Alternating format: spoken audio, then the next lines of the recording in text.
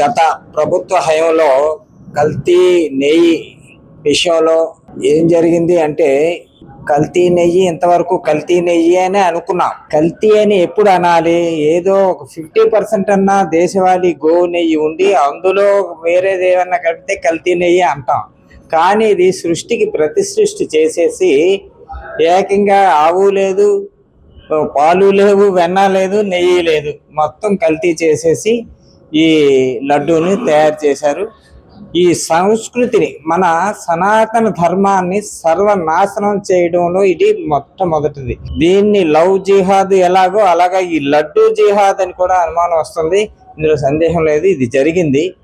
వీళ్ళకి తెలిసి జరిగిందా తెలియక జరిగిందా అనేది మనం చెప్పలేం. కానీ జగన్మోహన్ రెడ్డి హయాంలో, జగన్మోహన్ రెడ్డి ప్రభుత్వ హయాంలో దేవాలయాల మీద దాడులు జరగటం కానీ, ఎన్నో 300 పైకి దేవాలయాల మీద దాడులు చేశారు. సాక్షాత్తు రామువారి శిరస్సును ఖండించారు. రామతీర్థం అక్కడ అంతర్వేదిలో రథాన్ని తగలబెట్టారు. గుళ్ళు వెండి సింహాసనాలు చేశారు. అంటే ఎందుకు జగన్మోహన్ రెడ్డికి ఎంత కోపం? ఎందుకు హిందూ సమాజం మీద?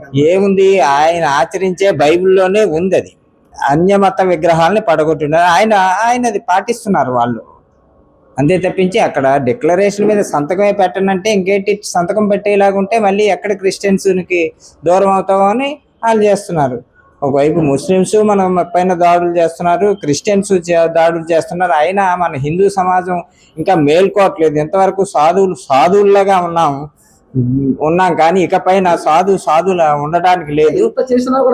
పిల్ల ఉన్నాం, పుల్లా తిరగబడవలసిన అవసరం వచ్చింది. గత ప్రభుత్వం ఇంత చేసినా కూడా ఇప్పటికే వచ్చి మేమేం చేయలేదు, కల్తీ జరగనట్టు మాట్లాడుతున్నారు. కల్తీ జరిగిందని వై సుబ్బారెడ్డి ఒప్పుకున్నా కూడా వాళ్ళు మాట్లాడుకుంటూ మనం తప్పు చేశాము అనేసి రోజా గారు మాట్లాడుకున్నా కూడా వాళ్ళ మనస్సాక్షి వాళ్ళకి చెప్తుంది కదండి. కానీ ఏదో పైకి బుకాయించి ప్రజలను నమ్మించే ప్రయత్నం వాళ్ళు చేసుకుంటున్నారు. కానీ హిందువులుగా మనం తెలుసుకున్న అవసరం ఉంది. అసలు మెయిన్ ఏంటంటే, టీటీడీ దేవస్థానానికి బోల్డ్ భూములు ఉన్నాయి కాబట్టి ఈ సాధు సంతులకి కొన్ని ఎక్కడికక్కడ జిల్లాకి కొంత స్థలాలు ఇచ్చి దేశవాళీ గోవులను పెంపకానికి ప్రోత్సహించేలాగుంటే ఆ చక్కనైన పాలుని మళ్ళీ టీటీడీ దేవస్థానానికి అందించి అవసరమైనంత నెయ్యిని సమకూర్చే అవకాశం ఉంటుంది. కాబట్టి ఆ దిశగా చర్యలు తీసుకొని ఎక్కడికక్కడి గోశాలని డెవలప్ చేసి